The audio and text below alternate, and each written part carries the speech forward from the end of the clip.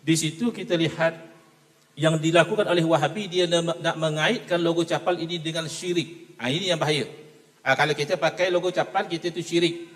Kita tu beriktikad bahawa itu akan mendatangkan mudarat atau manfaat. Dia gagal membezakan hakikat dengan asbab.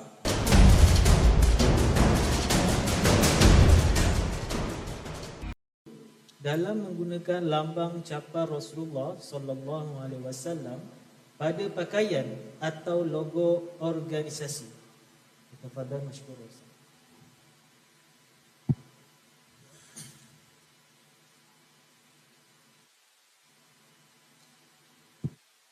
Bismillah, alhamdulillah, wassalatu wassalamu ala rasulillah, amma ba'd. Soalan berkaitan boleh atau tidak menggunakan logo capal pada pakaian, mungkin pada kopiah, pada ridak, pada baju atau pada organisasi. Logo organisasi itu adalah logo capal. Jadi soal harus atau tidak harus ini adalah soal hukum dan bersangkut dengan perbuatan orang mukallaf. Orang tidak mukallaf tidak ada hukum.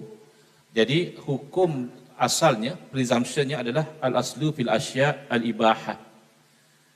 Dia sesuatu itu dianggap harus, sehinggalah ada dalil yang mengharamkan. Jadi tidak ada di sana dalil mengharamkan kita itu menjadikan sesuatu itu logo dalam bentuk capal. Ada saya lihat misalnya logo 9 tangkai padi. Di mana tu? Itu kan Jatah Negeri Sembilan. Itu mana dalil? Dia tak ada. Adakah ulama berfatwa tak boleh pakai logo tangkai padi? Tak ada. Kerana tidak ada larangan. Kembali kepada asal boleh menggunakan sesuatu itu sebagai logo, kecuali dikaitkan dengan syirik misalnya, memang sengaja dibuat logo salib dan sebagainya, itu ada hukum yang tersendiri. Tapi secara asal logo apapun yang tidak ada kaitan dengan yang diharamkan, hukumnya harus. Tapi yang jadi kontroversi di kalangan masyarakat bukan melogokan capal itu.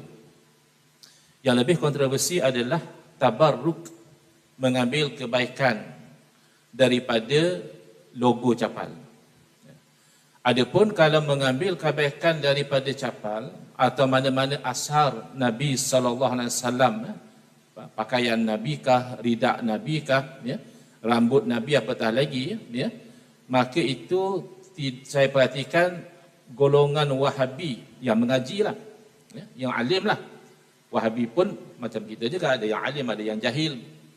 Yang jahil semua dibantai syirik. Apa tabaruk, dia kata ambil berkat dengan makhluk. Kerana kalau nak ambil kebaikan daripada Allah, kalau begitu kamu makan ubat pun makhluk, minum air tongkat ali pun makhluk, kenyang dengan masak lomak pun makhluk. Jadi bukan isu mengambil kebaikan daripada makhluk, isunya iktikad kamu yang mengenyangkan itu siapa, yang menyembuhkan itu siapa. Jadi saya perhatikan misalnya Syekh Ibn Baz, kita tahu mufti yang beraliran Wahabi yang terkenal, yang alim. Beliau jelas mengatakan bahawa tabaruk dengan asar Nabi SAW itu adalah satu perkara yang sabit daripada hadis-hadis. Maknanya memang boleh. Kalau selipar Nabi, capal Nabi, ia boleh. Hatta di sisi Ibn Baz. Jadi kalau ada Wahabi Negeri Sembilan yang kata tak boleh dengan tabaruk dengan asar Nabi, lebih Wahabi dia daripada Wahabi. Jahil dia. Dengan fatwa ulama Wahabi sendiri, kalau memang itu asar Nabi boleh. Cuma Wahabi petikai kalau asar orang soleh. Kita nak ambil berkat dengan sebantuk guru kita. Nak ambil berkat dengan tongkat mufti misalnya. Di sisi ulama ahli sunnati wal jamaah, semisal Al-Imam An-Nawawi rahimahullah ta'ala dalam syarah Sahih Muslim, Al-Imam Ibn Hajar Al-Asqalani dalam Fathul Bari, bahkan Al-Imam Asy-Syaukani, dan imam-imam yang lain, boleh katakan jumhur mengatakan boleh juga kita itu tabaruk dengan kesan orang soleh. Asasnya kias kepada bertabaruk dengan Nabi SAW, iaitu sama kesolehannya. Walaupun degree kesolehan, tentulah tidak ada yang boleh menandingi kesolehan Nabi SAW. Jadi khilafnya di situ. Tapi bila pergi kepada logo, bukan capal. Jadi orang Wahabi pun mengakui kalau capal Nabi kerana dia bersentuh dengan jasad Nabi SAW. Nabi adalah mubarak, seorang insan yang diberkati, bahkan sesuatu yang bersentuh dengan jasad Nabi juga ada barakah. Jadi kalau ada kawan Wahabi yang follow, ingat ya, mufti Wahabi tak tolak kalau tabaruk dengan jasad ataupun asar Nabi. Mereka hanya petikai, mereka kata kias para ulama' orang soleh ke atas Nabi itu kias yang batil di sisi Wahabi. Jadi kalau kita lebih confident dengan Syekh bin Baz, berbanding dengan Imam Nawawi, berbanding dengan Ibn Hajar Asqalani, ya silakan. Tapi kalau kita lah, yakinlah lagi ulama-ulama yang menjadi jibal, ya, menjadi gunung kepada ilmu ini berbanding dengan yang kemudian.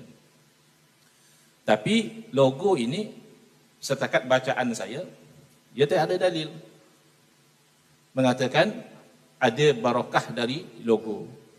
Tinggal lagi para ulama mencatatkan pengalaman, ya, bahawa ada, misalnya saya petik daripada buku yang disusun oleh Al-Fadhil Dr. Hafiz bin Soroni Hafizahullah, yang mana beliau menakalkan nukilan Al-Imam Al-Qastallani dalam kitabnya Al-Mawahibul Laduniyah, Al-Imam Al-Maqdari dalam Fathul Muta'al, dan Mithal Ni'an Nabi oleh Imam Abul Yum Ibn Asakir. Terjemahannya, di antara kelebihan yang telah dicuba manfaat dan keberkatannya apa yang dikisahkan oleh seorang syekh yang soleh, Abu Ja'far Ahmad bin Abdul Majid. Kata beliau, aku telah membuat misal, logo lah ataupun replika, ya, capal ini untuk seorang muridku. Kemudian muridku datang berjumpa kepada satu hari dan berkata, kemarin aku telah melihat keberkatan logo capal ini yang ajaib. Isteriku telah ditipu sakit yang berat sehingga hampir mati. Maka aku letakkan misal capal tersebut pada tempat sakitnya dan berdoa, Allahumma arini barakata sahibi hadan na'an. Ya Allah, tunjukkanlah kepada aku berkatnya yang empunya capal ini. Kemudian Allah sembuhkan penyakit isteri beliau. Jadi ini namanya percubaan, tajribah. Jadi sebab itu kita sebutkan kebaikan daripada logo capal ini, ya, kalau kita nak percaya boleh atas dasar asbab. Macam kita percaya makan Panadol hilang pening. Syirik atau tidak bergantung kepada iktikad.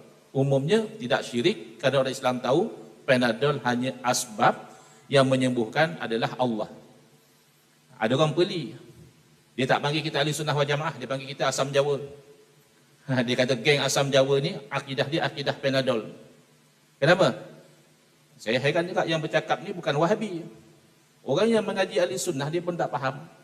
Dia ingat akidah ahli sunnah wal jamaah, siapa yang kata makan Panadol sembuh penyakit maka dia automatik syirik. Tidak. Kita perhatikan dahulu, dia kata saya sembuh sebab makan Panadol tu, adakah akidah dia meyakini Panadol yang menyembuhkan tak ada kena-mengena dengan Allah? Baru syirik. Tapi kalau dia sebut tu atas dasar sebab, tak ada ahli sunnah yang kata syirik. Jadi begitu juga dengan logo capal tu, kita kata nak percaya atas dasar sebab boleh, tak mau percaya pun tak apa. Sebab dia bukan dalil Quran hadis. Dia hanya pengalaman. Maka kalau kita nak ambil setara hukum adat sekalipun, yang biasa makan konyang pun boleh jadi bersalahan. Jadi kalau ada orang percaya, makan tak kenyang, tak apa. Pak pengalaman dia begitu. 2 pinggan pun tak kenyang lagi. Ya, pengalaman dia. Pengalaman orang sepenggan, separuh pinggan pun dah kenyang. Jadi di situ kita lihat yang dilakukan oleh Wahabi, dia nak mengaitkan logo capal ini dengan syirik. Ini yang bahaya. Kalau kita pakai logo capal, kita tu syirik. Kita tu beriktikad bahawa itu akan mendatangkan mudarat atau manfaat. Dia gagal membezakan hakikat dengan asbab. Kita nak bagi tahu, kalau kamu suluh dengan hakikat, jangankan kata logo capal. Capal pun tidak bawa manfaat mudarat. Capal Nabi SAW itu kalau kamu suluh dengan hakikat, tidak ada manfaat dan mudarat. Mana dalil? Dalilnya, yang mempunyai capal pun kalau kamu suluh dengan hakikat, apa firman Allah Ta'ala? Kul la amliku li nafsi naf'an wa la dharra. Katakanlah wahai Muhammad sallallahu alaihi wasallam, aku tidak milik untuk diri aku sendiri sebarang manfaat atau mudarat. Faqidu syai' la yu'ti. Orang yang tak punya sesuatu tidak boleh memberikan. Kalau baginda tidak punya manfaat mudarat untuk diri baginda, pasti baginda tidak boleh memberikan manfaat mudarat kepada orang lain. Itu hakikat. Asbabnya mana? Illa masya Allah. Kecuali apa yang Allah kehendaki, dan memang Allah kehendaki Nabi SAW menjadi sebab kebaikan dan menolak kemudaratan. Wa ma arsalnaka illa rahmatan lil alamin. Bahkan Allah utuskan Nabi SAW menjadi rahmat kepada sekian alam. Jadi baik tak baik itu memandang pada hakikat atau tidak. Kita ambil contoh. Ada orang kata, saya kalau tengok capal, kata dia, saya tengok jamban. Ini bukan saya reka, saya baca sendiri dalam Facebook. Saya kata nasib kamu lah, kamu tengok capal ingat jamban. Tapi ada orang juga berkongsi, kata dia, sejak daripada komputer dia tukar. Dulu dia letak lambang Adidas atau apa, tapi kata dia tukar wallpaper dia itu menjadi logo capal. Kata dia semenjak itu dia keberatan, tak tergamak nak tinggal solat. Di mana dalil? Oh, bukan dalil, itu pengalaman dia. Yang tadi itu tengok capal, tengok jamban dan nasib. Kalau tak faham lagi, ya ini baru cerita logo capal, belum cerita capal, belum cerita sahibun na'lain. Yang mempunyai capal iaitu Sayyidina wa Nabiyina Muhammad SAW, yang Wahabi pun mengaku ada barakah. Ada kebaikan. Abu Jahal, Abu Lahab tengok Nabi, jadi baik tak? Bahkan jadi kufur. Bahkan Abu Lahab, oleh kerana kata-kata kasar pada Nabi SAW, mendapat catatan dalam Al-Quran, tabat yada abi lahabin wa tab. Padahal mata memandang Nabi, bukan memandang capal. Kenapa tidak barakah? Kerana pandangan Abu Jahal, Abu Lahab terhadap Nabi, manusia biasa, orang anak yatim. Tak ada kata apa yang baik, tak ada apa. Hanya pecah belah masyarakat, tak dapat kebaikan. Berbeza pandangan Sayyidina Abu Bakar radhiyallahu anhu kepada Nabi SAW sebagai seorang yang benar, yang tidak berdusta, yang apa yang dia cakap pasti betul, menjadi as-siddiq. Yang mana kalau ditimbang iman beliau dengan seluruh orang lain, berat lagi iman Sayyidina Abu Bakar radhiyallahu anhu. Sebagai penutup, lihat, satu orang bila bertukar cara pandang, bertukar barakah atau tidak, iaitu Sayyidina Umar radhiyallahu taala anhu, ketika memandang Nabi SAW sebagai pemecah belah, nak menyuruh orang tinggalkan tradisi nenek moyang, menganggap Nabi SAW orang yang paling beliau benci dan nak bunuh Nabi. Itu natijah memandang Nabi begitu. Tapi setelah masuk cahaya iman di dalam hati, asbab daripada mendengar ayat-ayat daripada surah Toha, lalu bertukar pandangan Sayyidina Umar itu, tak mungkin ayat seindah ini adalah kalam bashar, ini pastilah wahyu daripada Allah. Terus beliau itu menjadi orang yang sangat kasih kepada Nabi SAW dan menjadi orang yang a'azzallahu al-islam bihi, orang yang Allah muliakan Islam dengan beliau. Hanya kerana beza pandang. Jadi tak perlu berbalah tentang logo capal yang dapat kebaikan dengan izin Allah. Tapi saya percaya yang tak tinggal solat itu bukan kerana memandang logo capal semata-mata, tapi bila memandang logo capal teringat kepada Rasulullah sallallahu alaihi wasallam, lalu tidak tergamak untuk melanggar pesanan Nabi untuk menjaga solat. Wallahu a'lam.